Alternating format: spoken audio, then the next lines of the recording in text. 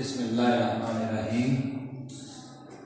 मैं 9th class का chemistry का जो चैप्टर 1 है वो आपके सामने डिस्कस कर रहा हूँ। और आज अभी जो हम टॉपिक डिस्कस करेंगे उनमें है कंपाउंड, मिक्सचर और इन दोनों में डिफरेंस। तो कंपाउंड क्या है?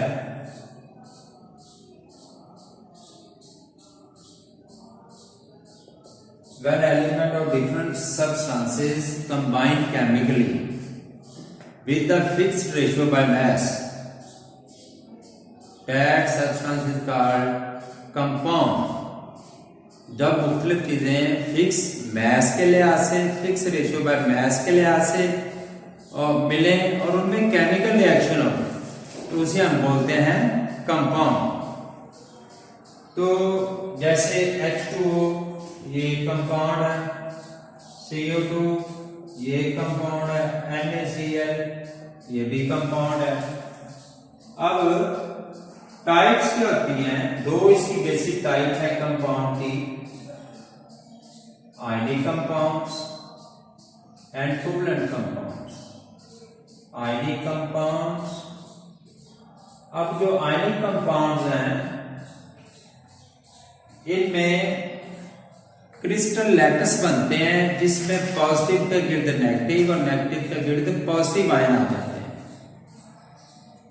जो आयनिक कंपाउंड है उनमें क्रिस्टल लैटिस बनते हैं और पॉजिटिव आयन के गिर्द नेगेटिव आयन और नेगेटिव के गिर्द पॉजिटिव आयन इकट्ठे हो जाते हैं।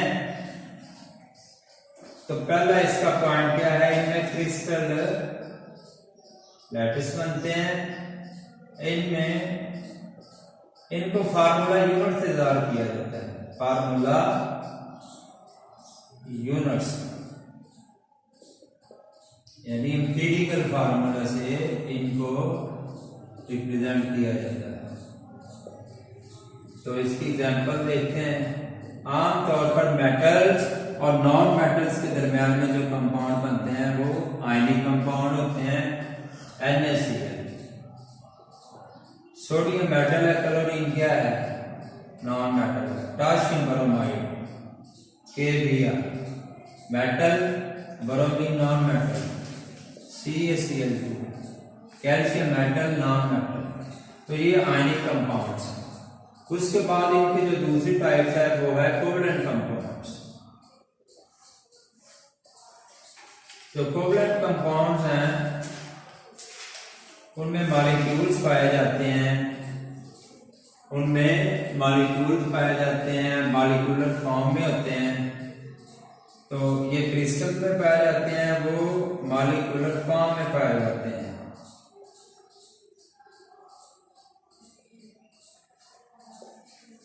नंबर 2, उनको एम्पिरिकल फार्मूला से ज़ाहिर करते हैं, इनको मॉलिक्यूलर फार्मूला से शो करते हैं।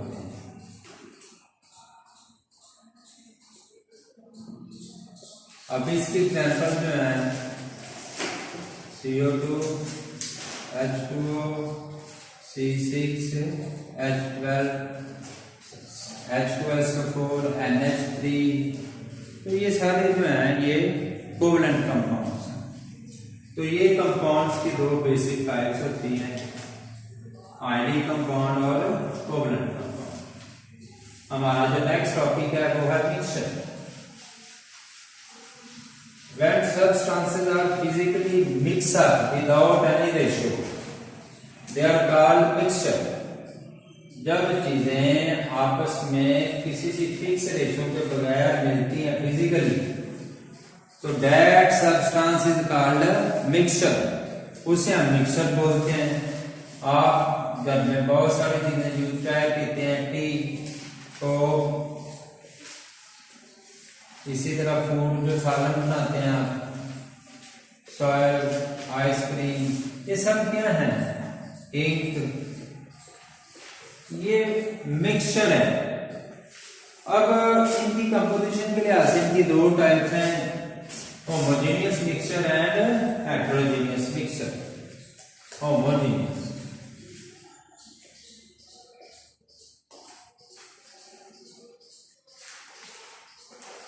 that mixture which have uniform composition throughout. Uniform जिसकी कंपोजिशन होती है शुरू से लेकर आखिर तक एक ही तरह की कंपोजिशन होगी, उसे हम बोलेंगे यूनिफॉर्म कंपोजिशन। जैसे आप कोक पीते हैं तो उसका टेस्ट पहले सिप से लेकर एंड तक सेम एक जैसे रहता है, तो उसकी कंपोजिशन क्या है? यूनिफॉर्म। अब इनकी यूनिफॉर्म जिनकी कंपोजिशन होगी ने होमोजेनियस मिक्सचर बोलते हैं, हेट्रोजेनियस मिक्सचर। जिनकी कंपोजिशन जो है वो यूनिफॉर्म नहीं है, तो does not have uniform composition.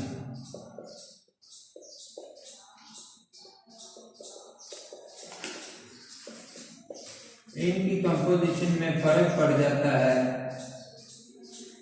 जैसे सॉइल है, मट्टी है, आप मट्टी लेते हैं तो किसी जगह में रेत वाली मट्टी है, किसी जगह और तरह की है, खाद वाली है, किसी और तरह की है, तो मट्टी की प्रॉपर्टीज वो क्या होती जाएंगी? बदलती जाएंगी। इसी तरह अगर आप चाय में चीनी वैसे डाल देते हैं, आप मिक्स नहीं करते हैं, तो चीनी नीचे बैठ जाएगी, ऊपर से आपको इतनी मीठी चाय नहीं मिलेगी जितनी एंड वाले सिप लेने से मिलेगी, क्योंकि उनकी कंपोजिशन क्या है? एक जैसी नहीं है, चेंज है, तो उसे हेट्रोजेनियस मिक्सचर बोलते हैं। तो दो तरह के जो मिक्सचर थे, होमोजेनियस और हेट्रोजेनियस।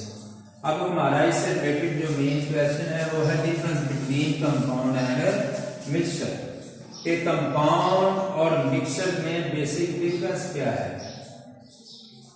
कंपाउंड में और मिक्सचर।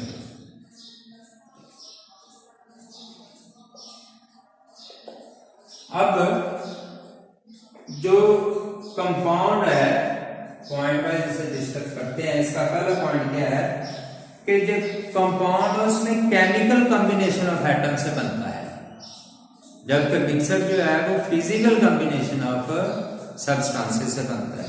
जब एटम केमिकली कंबाइन होते हैं तो फिर क्या बनता है? Chemical combination. और अगर मिक्सचर की बात करें तो वो क्या है? Physical combination. Physical combination. Chemically जब चीजें मिलती हैं तो फिर कंपाउंड बनता है, जब फिजिकली मिलते हैं तो मिक्सचर बनता है। उसके बाद जो कंपाउंड है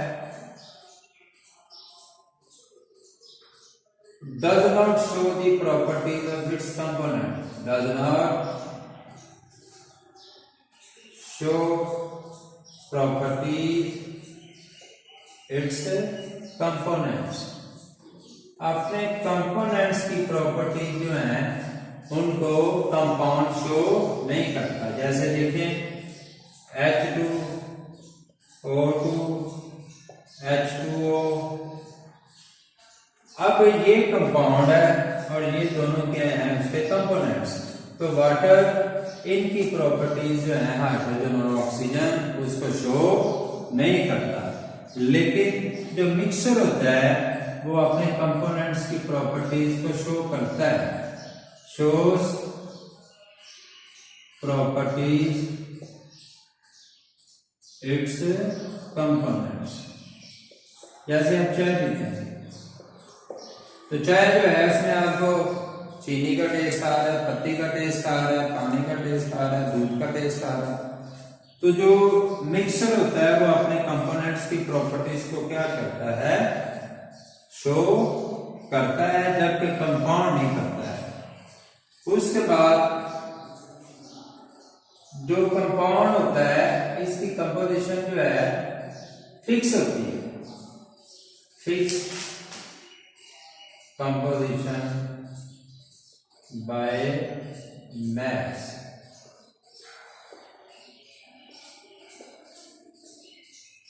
जबकि इसकी कंपोजिशन फिक्स नहीं होती, नॉट फिक्स कंपोजिशन।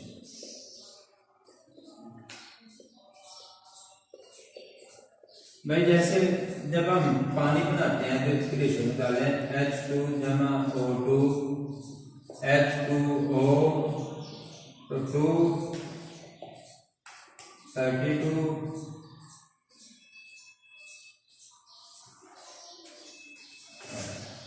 इसकी रेशो निकालें 2 into 16 1 into 8 यानी 1 ग्राम हाइड्रोजन और 8 ग्राम ऑक्सीजन मिलेंगे तो फिर 9 ग्राम वाटर बनेगा।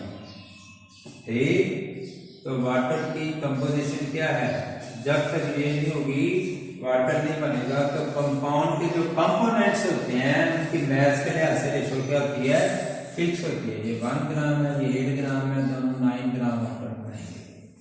और यहाँ जैसे आप चाय बनाते हैं तो कभी आप उसमें दूध ज्यादा कर देते हैं, कभी पत्ती तेज कर देते हैं, कभी पानी, कभी चीनी। इसी तरह जब आप कोई सालन बनाते हैं तो कोई खाना बनाते हैं तो उसकी में भी कभी नमक तेज हो जाता है, कभी मिर्च तेज हो जाती है, उसकी कंपोजिशन क्या हो जाता है? बदल जाती है। उसके बाद हमारा जो नेक्स्ट पॉइंट है वो है जो इसके कंपोनेंट्स है कंपाउंड के, उनको आसानी के साथ इजीली सेपरेट नहीं किया जा सकता। Does not separate components easily, आसानी के साथ उसके कंपोनेंट्स को अलग नहीं किया जा सकता। जैसे आप चाहते हैं कि H2O में से हाइड्रोजन अलग हो जाए, ऑक्सीजन अलग हो जाए, तो ये बहुत बड़े लेवल पर जाकर बड़ी मुश्किल से सेपरेट हो जाए। लेकिन अगर आप एक चीनी और पानी का शरबत बनाते हैं तो उसे बॉईल करते हैं, गर्म करते हैं, तो पानी जो है वो वेपोरेट हो जाएगा, बाकी चीनी रह जाएगी। इस तरह उसके कंपोनेंट्स को हम सेपरेट कर सकते हैं। तो can be separated easily, can be separated easily. उसके बाद जो कंपाउंड होता है इसको मॉलिक्यूलर, एवरी कंपाउंड है मॉलिक्यूलर फार्मूला, मॉलिक्यूलर फार्मूला। इसको मॉलिक्यूलर फार्मूले से जाहिर किया जाता है। कार्बन डाइऑक्साइड को CO2 से, सल्फ्यूरिक एसिड को H2SO4 से जाहिर किया जाता है और अमोनिया को NH3 से जाहिर किया जाता है। तो हर कंपाउंड का फार्मूला आता है, लेकिन जो मिक्सचर होते हैं does not have chemical formula, does not have chemical formula. उसके बाद जो हमारा नेक्स्ट पॉइंट है वो है कि जो कंपाउंड है ये होमोजेनियस होते हैं। Every compound is homogeneous, homogeneous. ये भी होता है कि इनकी कंपोजिशन हेट्रोजीनियस हो जाए, क्योंकि इनमें फिक्स मैस है और केमिकल रिएक्शन होता है, तो इनकी कंपोजिशन जो है वो होमोजेनियस होती है। और जो मिक्सचर है अभी हमने पढ़ा भी था कि ये होमोजेनियस भी होते हैं और हेट्रोजीनियस भी होते हैं, यानी इनकी कंपोजिशन जो है एक जैसी भी होती है और बाद जगह पर चेंज भी हो जाती है। उसके बाद सातवां पॉइंट ये था कि इनका शार्प फिक्स जो है वो मेल्टिंग पॉइंट होता है। जैसे सोडियम क्लोराइड का 801 डिग्री सेंटीग्रेड जो है 800 डिग्री सेंटीग्रेड इसका क्या है? Melting point. इसी तरह वाटर का कितना है? 100 इसका बॉइलिंग पॉइंट है और तो इसका भी फिक्स है। इसी तरह इनका जो होता है वो फिक्स नहीं होता है, not fixed melting point.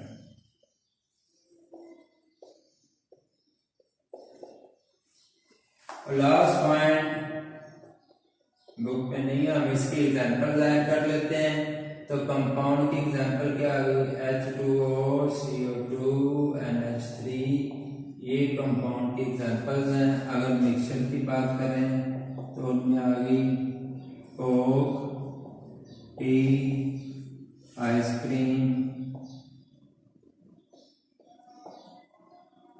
taste, etc.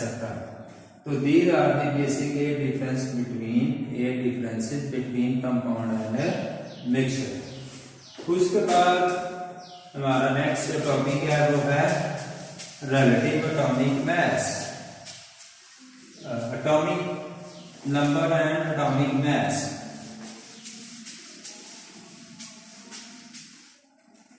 Atomic number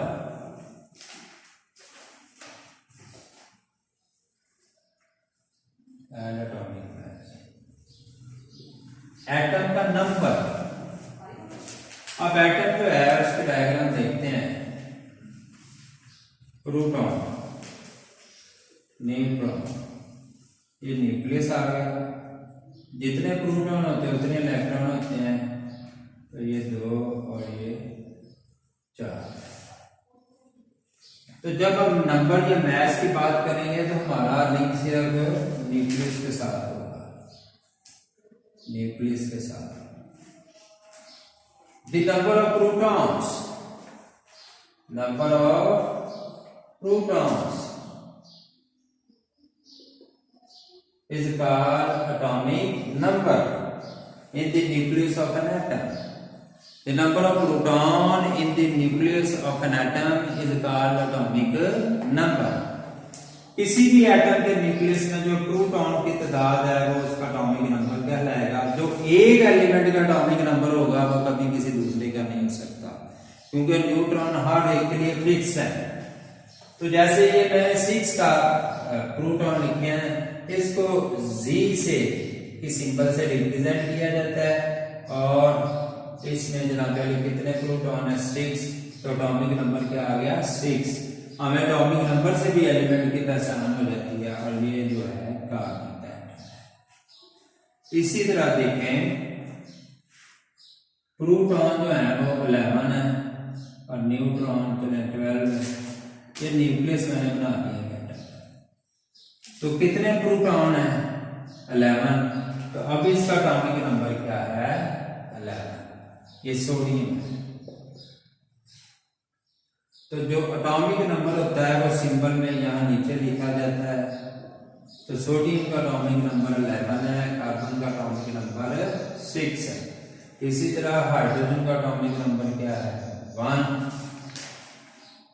nitrogen का एटॉमिक नंबर क्या है 7, क्लोरीन का एटॉमिक नंबर क्या है 17। तो इसका मतलब यह है कि इसमें 17 प्रोटॉन है, नाइट्रोजन में 7 है, हाइड्रोजन में 1 है, कार्बन में 6 है, सोडियम में 11 है। तो एटॉमिक नंबर जो है किसी एटम में मौजूद प्रोटॉन्स की तादाद को क्या करता है ज़ाहिर करता है। उसके बाद आता है जी मैस नंबर। मैस नंबर, जो मैस नंबर है एटम का सारा मैस एटम के न्यूक्लियस की वजह से है। ये न्यूक्लियस है, ये बाहर उसके शेल पाए जाते हैं। तो जो एटम का सारा the whole mass of the atom is concentrated in the nucleus.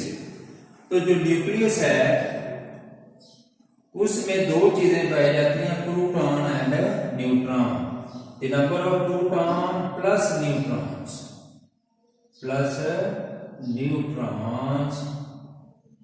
is called mass number। mass number या atomic mass, atomic mass। इससे हम इन दोनों को जमा कर लें तो जो आंसर होगा वो उसका मैस नंबर होगा या एटॉमिक मैस होगा। तो उसे A से रिप्रेजेंट करते हैं। अब यहाँ देखते 11 प्रोटॉन है और 12 न्यूट्रॉन है, तो 11 प्लस 12 ये कितने हो गए 23। तो मैस क्या है 23।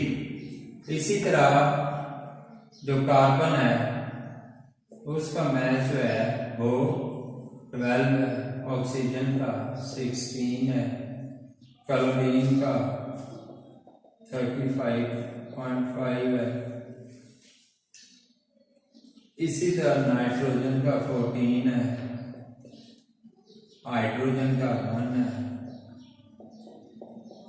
तो ये मैंने मुख्तलिफ मैस नंबर लिखे हैं जो प्रोटॉन और न्यूट्रॉन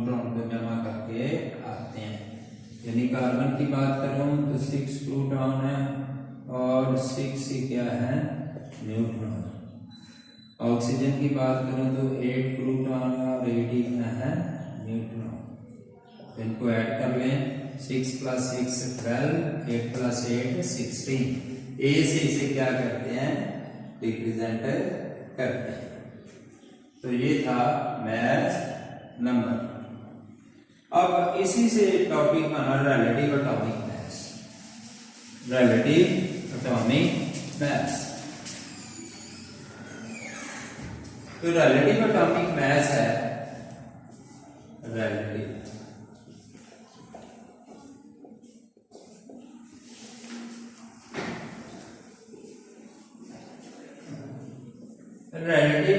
किसी चीज के लिहाज से। जैसे आप पहले जो हमारे वेट करने के लिए जो हम इंस्ट्रूमेंट यूज करते थे, तो एक तरफ हम क्या रखते थे, कोई वजन रखते थे 1 kg 2 kg 3 kg, और दूसरी तरफ कुछ चीज रख के उसका मैस उसके बराबर करते थे, तो उसका उतना मैस होता है। अब साइंस में भी ये टर्म इस्तेमाल की जाती है रिलेटिव एटॉमिक मास, और इसमें स्टैंडर्ड बनाया गया है कार्बन 12। वो कार्बन जिसका एटॉमिक मास कितना है, 12। अब इस कार्बन एटम के 12 हिस्से अगर आप कर लें, जैसे ये मेरे पास एक कार्बन का एटम है, तो मैं इसके क्या करता हूं, 12 हिस्से कर लेता हूं, छोटा करता जाऊं। जब 12 हिस्से इक्वल हो जाए तो एक हिस्से का जो मैस होगा उसे हम बोलेंगे atomic mass unit. Atomic mass unit, फर्ज कर लें ये जो है मेरे पास आ गया, तो ये इसका 12वां हिस्सा है, इसे बोलते हैं atomic mass unit. Atomic mass unit 1/12, 12वां हिस्सा। अब ये 12वें हिस्से से कोई चीज कितनी भारी है, वो उसका कहलाता है relative atomic mass. Relative atomic mass, कोई भी चीज एटॉमिक मास यूनिट से, यानी इसके 12वें हिस्से से, कार्बन 12 के 12वें हिस्से से कितनी उसका वेट ज्यादा है, उसे हम क्या बोलते हैं, रिलेटिव एटॉमिक मास। अगर मैं इसका लिंक करूं ग्राम्स में, तो 1 इसको AMU से क्या करते हैं, रिप्रेजेंट करते हैं एटॉमिक मास यूनिट, और 1 AMU इक्वल होता है 1.86 into 10⁻24 ग्राम। इतने ग्राम के मुताबिक 1 एटॉमिक मास यूनिट बराबर होता है। तो एक एटॉमिक मास यूनिट से कोई चीज कितनी भारी है, उसका मास कितना ज्यादा है, वो उसका कहलाता है रिलेटिव एटॉमिक मास। किससे, कार्बन 12 जो है उसके आपने कितने हिस्से कर लेने हैं, 12 में से हर एक हिस्से का मास कहलाता है एटॉमिक मास यूनिट। और कोई चीज एक एटॉमिक मास यूनिट से कितने गुना भारी है, वो उसका कहलाता है रिलेटिव एटॉमिक मास। और इसका जो रिलेशन है ग्राम्स के साथ, ये मैंने यहां पर ये लिख दिया है। 1 AMU इज इक्वल टू 1.86